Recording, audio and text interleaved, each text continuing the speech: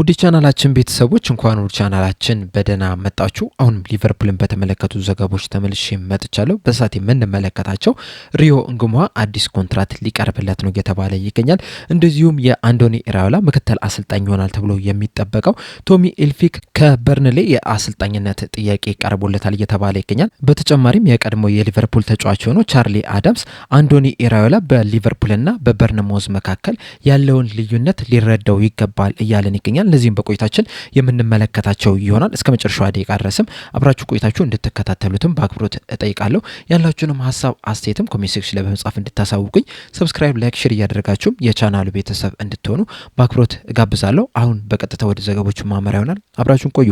በመጀመሪያ የምንመለከተው የቀድሞ የሊቨርፑል ተጫዋች ሆኖ ቻርሊ አዳምስ የሰጠውን አስተያየት ይሆናል። ከጥቂት ሳምንት በፊት እንግዲህ ሊቨርፑሎች አንዶኒ ኢራዮላን አዲሱ አሰልጣኛቸው አድርገው መሾም ችሏል እና በዚህ ዙሪያም በሰጠው አስተያየት አንዶኒ ኢራዮላ በሊቨርፑልና በበርንማውዝ መካከል ያለውን ልዩነት አንደርስታንድ ሊያደርገው ይገባል እያለን ይገኛል። በተጨማሪም በሰጠው አስተያየት ሲዝኑ እንደተጠናቀቀ ሊቨርፑሎች አርነ ስሎትን ሲያሰናብቱት ትንሽ አስገርሞኝ ነበረ፣ ሰርፕራይዝድም ሆኜ ነበረ።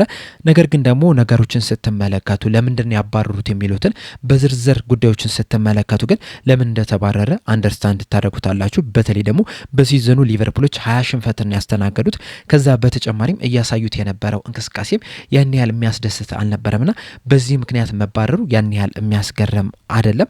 አንዶኒ ኢራዮላም በበርንማውዝ ቤት በጣም አስደናቂ የሚባል ቡድንን ገንብቷል።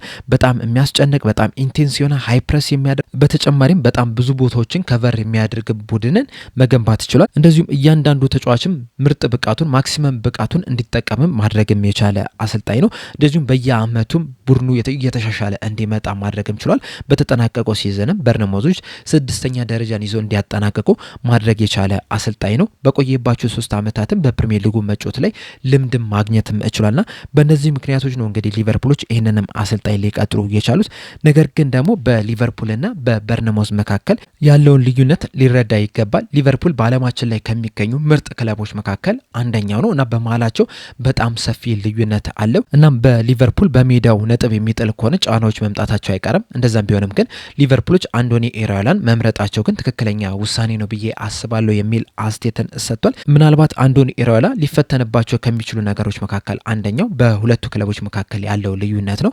እንደሚታወቀው አንዶኒ ኢራዮላ የበርንማውዝ አሰልጣኝ ተደርጎ ልክ እንደተሾመ ተከታታይ 9 ጨዋታዎች ላይ ምንም አይነት ድል ማስመዝገብ አልቻለም። ከነዚህ 9 ጨዋታዎች መካከል 3ቱን ብቻ ነበር አቻ መውጣት የቻለው፣ ቀሪዎቹን 6ቱን መሸነፍ ችሏልና እንደዛም ቢሆንም ግን በርንማውዞች ሊታገሱት ችሏል። ከዛ በኋላ ግን በጣም አስገራሚ የሚባለውን በርንማውዝን መገንባት የቻለ አሰልጣኝ ነው።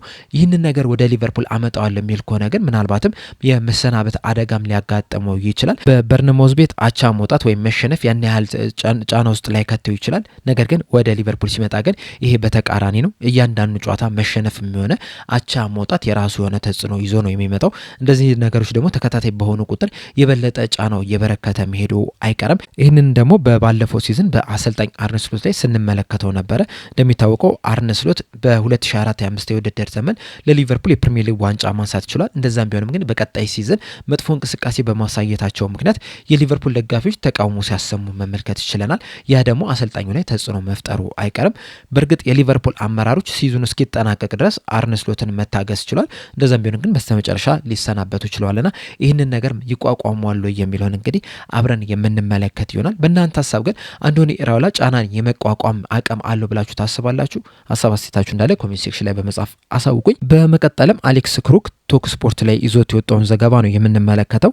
በዘገባው መሰረት የአንዶኒ ኢራዮላ ምክትል አሰልጣኝ ይሆናል ተብሎ የሚጠበቀው ቶሚ ኤልፊክ ከበርንሌ የአሰልጣኝነት ጥያቄ ቀርቦለት ነበረ እያለን ይገኛል። እንደሚታወቀው በርንሌዎች ከፕሪሚየር ሊጉ ከወረዱ በኋላ አሰልጣኛቸውን ስኮት ፓርከርን አሰናብተውታል። ከዛ ለሱ ምትክ መንገዴ የቀድሞ የሊቨርፑል ተጫዋች የነበረውን ክሬግ ቤላሚን ለማስፈረም ጥረት አድርገው ነበረ። ነገር ግን ያ ጥረታቸው አልተሳካም እና ያ ባለመሳካቱ ምክንያት ፊታቸውን ወደ ቶሚ ኤልፊክ አዙረው ነበረ።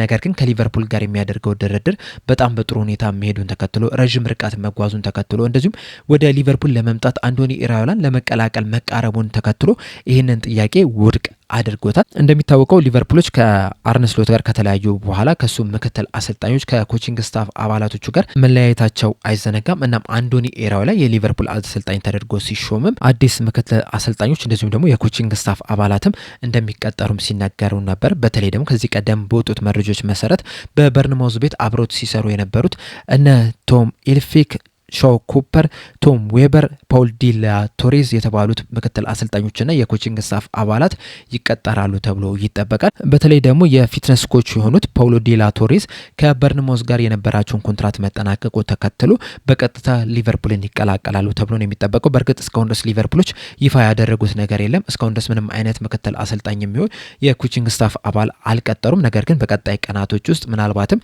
የቅድመ ውድድር ዝግጅት ከመጀመሩ በፊት እነዚህን አሰልጣኞች መቅጠራቸውን ይፋ ያደርጉታል ተብሎ ነው የሚጠበቀው። እና በርንሌዎች እንግዲህ ቶሚ ኢልፊክን ለማስፈረም ያደረጉት ጥረት እንዳልተሳካላቸው እየተነገረ ይገኛል። በእርግጥ በርንሌዎች ብቻ አይደሉም ይህንን አሰልጣኝ ለመቅጠር ፍላጎት የነበራቸው። ሌላኞቹ የሻምፒዮንሺፕ ክለብ የሆኑት ብሪስተል ሲቲም ይህንን አሰልጣኝ ለመቅጠር ፈልገው ነበረ። ይሄ ፍላጎታቸው ግን ከሊቨርፑል ጋር እያደረገው ባለው ድርድር ምክንያት ሳይሳካላቸው ቀርቷል። ነገር ግን ደግሞ ቶሚ ኢልፊክ ለቀጣይ ጥቂት ዓመታት በሊቨርፑል ምክትል አሰልጣኝነት ወይም ደግሞ በአንዶኒ ኢራኦላ ምክትል አሰልጣኝነት ቢሰራም እንኳን ራሱ ከጥቂት ጊዜያቶች በኋላ ምናልባትም ለወደፊቱ ዋና አሰልጣኝ መሆኑ እንደማይቀር ነው እየተነገረ የሚገኘው። ያ ጊዜ ግን አሁን አይደለም ተብሏል።